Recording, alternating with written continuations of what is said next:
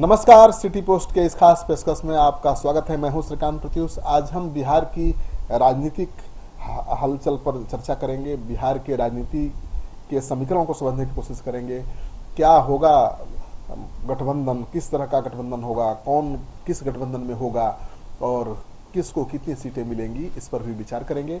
सबसे पहले हम आपको बता दें कि बिहार में बीजेपी जेडीयू साथ साथ हैं, लेकिन दोनों के बीच इस तरह की नोकझोंक लगातार चल रही है और ऐसी नोकझोंक है, लगता है कि एक दूसरे के दुश्मन बने हुए हैं बीजेपी और जेडीयू के लोग। दूसरे कुछ ऐसी बेचैनी दिख रही है, लगता है कि अब ये दोस्ती बहुत दिनों तक नहीं निभेगी।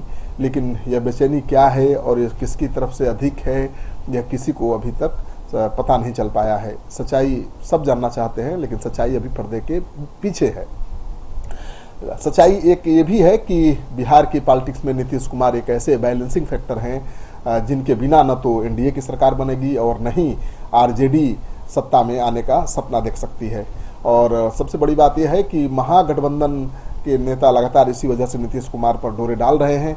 बीजेपी जेडीयू एक दूसरे की मजबूरी हैं, जबकि नीतीश कुमार महागठबंधन के लिए बहुत जरूरी हैं। तो आरजेडी के नेता लगातार कोशिश कर रहे हैं कि नीतीश कुमार बीजेपी को छोड़ें, उनके साथ आएँ, लेकिन क्या होगा इसको बारीक ढंग से समझना होगा। बीजेपी जेडीयू दोनों ही पार्टियों को यह बखूबी पता है कि फिलहाल साथ रहने के अलावा कोई और विकल्प उनके पास नहीं है।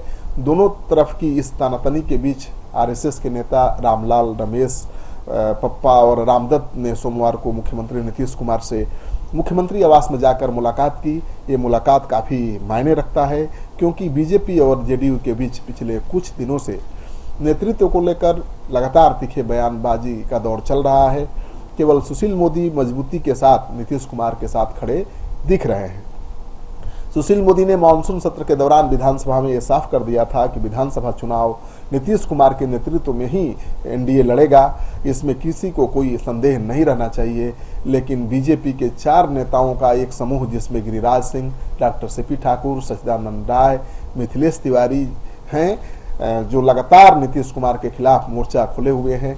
इनका कहना है कि विधानसभा में नेतृत्व कौन करेगा, यह दिल्ली से बीजेपी का आला कमान तय करेगा, यहाँ से तय नहीं होगा। जाहिर है 2020 के विधानसभा चुनाव में नेतृत्व को लेकर, चेहरे को लेकर बीजेपी में एकमत नहीं है, लेकिन सुशील मोदी एक बार फिर से ट्वीट कर ये जता चुके हैं कि बिहार में एनडीए के कमान नीतीश के हाथ में होगी। बिहार एनडीए के कप्तान नीतीश कुमार होंगे। और उन्होंने एक ट्वीट किया जिसमें लिखा था कि बिहार में एनडीए के कप्तान नीतीश कुमार ही हैं। जब वे चौके छक्के मार रहे हैं तो कप्तान बदलने की जरूरत क्या है। लेकिन मोदी के इस बयान के बाद बीजेपी के नेताओं ने नीतीश कुमार के खिलाफ अपना अभियान और तेज कर दिया। तो इसका खास मतलब है, नीतीश कुमार भी अपने ऊपर लगातार किए जा रहे हमले से इतने नाराज हुए कि उन्होंने जेडीयू की राज्य कार्यकारिणी की बैठक में यहाँ तक अपने खिलाफ अभियान चला रहे नेताओं को चेता दिया कि अगर इसे बंद नहीं किया गया तो चुनाव के बाद वो ऐसे लोगों को सबक सिखाएंगे या उनसे निपट लेंगे।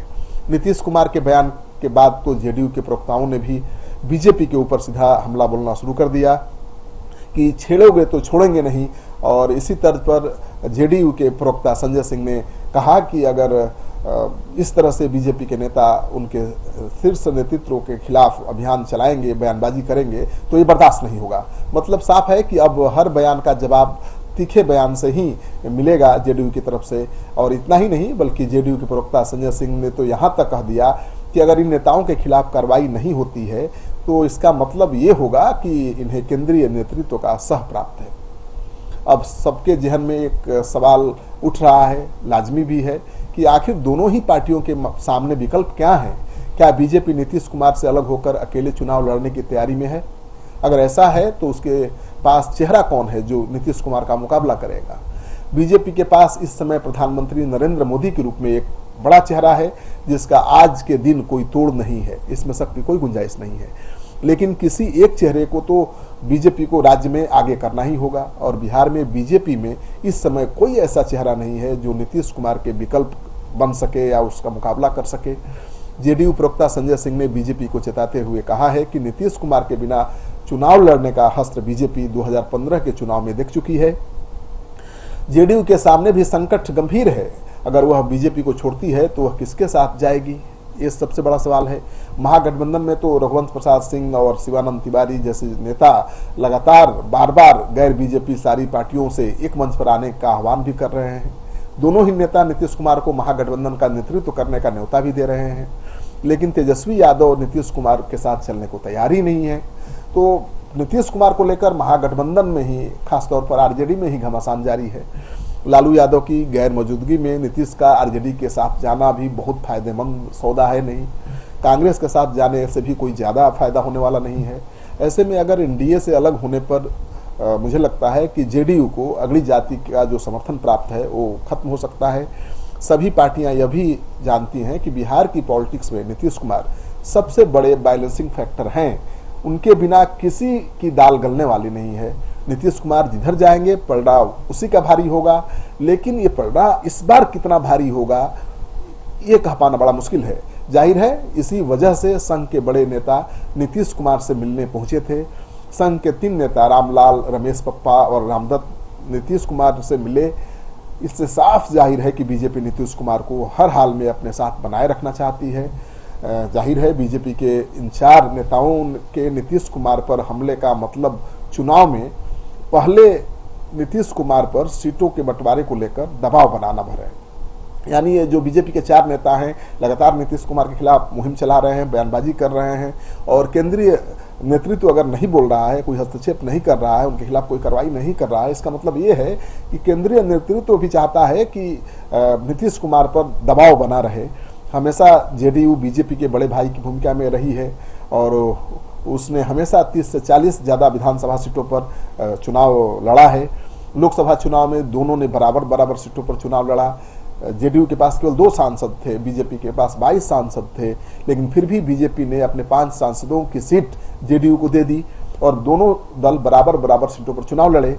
इस बार के विधानसभा चुनाव में भी बीजेपी बड़ा भाई नहीं तो कम से कम बराबरी का सौदा चाहती है। वो चाहती है कि 243 सीटें हैं तो उसमें से आधी सीटों पर दोनों पार्टियां लड़ें और रामविलास पासवान के खाते में 40-43 सीटें जा सकती हैं। तो लड़ाई बराबरी का है, यानी बीजेपी चाहती है कि कम से कम लड़ाई बराबरी का हो, दोनों पार्टियां बराबर सीटों पर विधानसभा चुनाव लड़े। लेकिन ये सबसे बड़ी बात है कि क्या जेडीयू के नेता इस बात पर तैयार होंगे कि चुनाव के बाद नेता तय होगा एनडीए का? बिल्कुल नहीं। इस बात पर तो कोई समझौता का सवाल ही नहीं उठता है। तो सूत्रों के हवाले से जो खबर आ रही है कि कांग्रेस के नेता भी नीतीश कुमार के संपर्क में हैं। अब नीतीश कुमार को फैसला लेना है और बीजेपी के केंद्रीय नेतृत्व को तय करना है कि क्या नीतीश के बगैर वो बिहार में सरकार बना सकती है। दोनों ही चीज़ें बड़ा मुश्किल दिखती हैं। तो इंतजार करिए और मानकर चलिए कि नीतीश कुमार बीजेपी के साथ ही रहेंगे और बीजेपी नीतीश कुमार को किसी कीमत पर छोड़ेगी नहीं। आपको ये कार्यक्रम अच्छा लगे तो अपने दोस्तों के साथ इस वीडियो को खूब शेयर करिए। अगर आपने अब तक हमारा चैनल सब्सक्राइब नहीं किया तो कर लीजिए। आपका सहयोग समर्थन लगातार मिल रहा है, उसके लिए बहुत बहुत आभार। क्या आप जानते हैं कि घर बैठे आप अपनी स्वास्थ्य समस्याओं का सलूशन पा सकते हैं सॉफ्ट केयर मोबाइल ऐप के द्वारा। अधिक जानकारी के लिए आप संपर्क कर सकते हैं। हमारे फोन नंबर्स हैं 9472981111, 9472982222। Soft care app, solution at your finger tips.